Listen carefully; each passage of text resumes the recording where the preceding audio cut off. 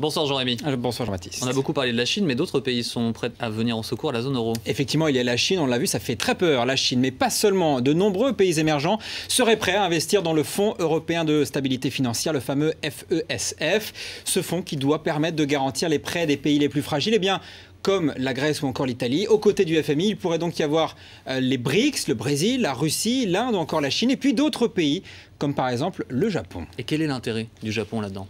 Eh bien, l'intérêt, il est assez simple. Le Japon, en fait, a déjà pas mal de billes en Europe. Depuis le début de l'année, le Japon a déjà souscrit à 20% des emprunts émis par l'actuel Fonds européen de stabilité financière.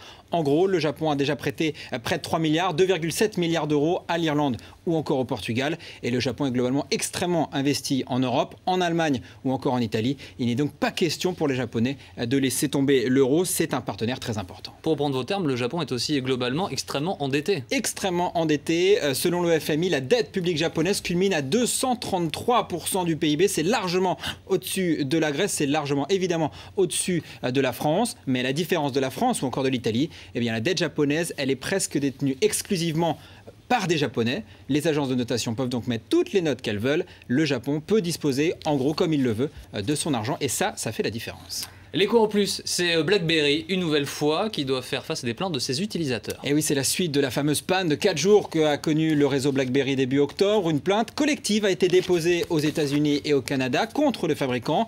Une plainte pour négligence et enrichissement sans cause, rien que ça. Les plaignants en fait se basent sur le fait que BlackBerry gagne près de 3 millions de dollars par jour, y compris pendant les jours de panne.